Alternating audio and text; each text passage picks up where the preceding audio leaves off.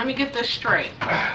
You lost your previous job because you got arrested for felony non-support. They did not renew a contract. And they didn't renew your contract.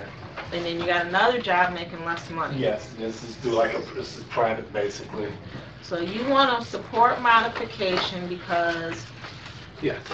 your change in income is the result of you not following your court order to begin with. Well, with Charlotte Mecklenburg, I was not getting paid until like the last month of the pay that I was not getting because they was waiting for paperwork from Michigan so I can get my licensure. And that cost you to rack up a $13,000 arrearage? Well, I've been trying to get the friend of the court for the longest to actually go in and do an audit. Have you ever filed a motion? Yes, I have. I've been called the Simpson bar and asked could I have a audit. Calling somebody and filing a motion with the court and saying I dispute my records and I dispute my account and I want the court to order the friend of the court to audit my account is different than picking up the phone and calling a worker here and saying, will you audit my account? Have you ever filed a motion with the court? No, I haven't. I was asking for help and nobody would be sitting to help me with the friend of the court. Well, we're not here to be your attorney. I understand that, but if I'm living out of town and I'm trying to use all the resources that I can, and just ask for some help or some guidance. But what is not coming clear to me is that you say you're asking for help. How long have you been asking for help? Oh man, for about since 2002. Okay, so that asking for help, you had to convince me that your change in income was involuntary. And the fact that you got arrested for felony non-support and that's why you lost your job is not an involuntary loss of income. You lost your job because you didn't pay your child support and you racked up enough arrears where they went after you for a felony. Excuse me, may I say something?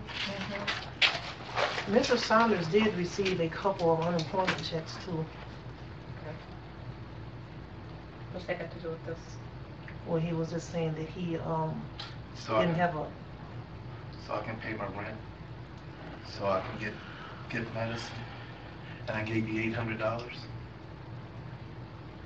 The order is $1,600. Yeah. But I should have sent it to the friend of the court instead of giving it to you. Who did you request the felony? Yes. I'm gonna say this.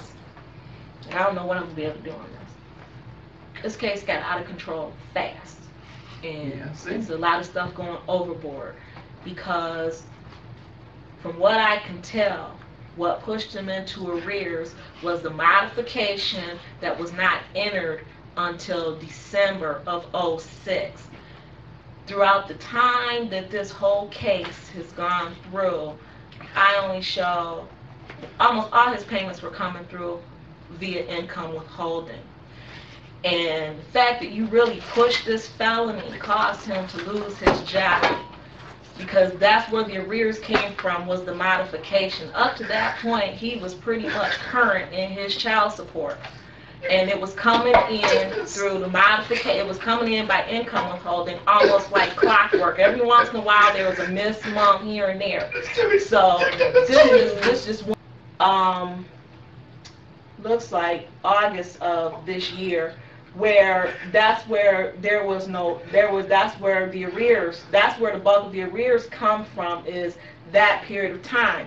My point is that sometimes you can go too far, and you went too far, because you could have pressed for enforcement through here and kept getting and forced to get that done. You took it to the max and got him charged with a felony. Now what you have done by doing that with an arrears that really wasn't a big arrearage, a lot of his arrears came from the adjustment to the account when the court finally adopted the prior recommendation that went back over 9-month period of time. That's where the majority of the arrearages came from on the case. Even after the court gave him a $3,500 credit, there's still a bulk of the arrears came from that adjustment.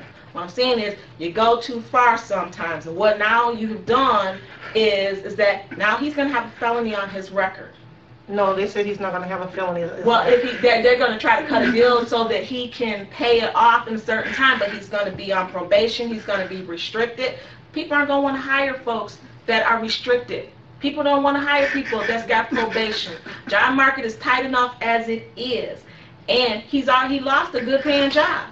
He lost a very good paying job. So I am going to modify the support. I'm going to take the income information and figure it out from there.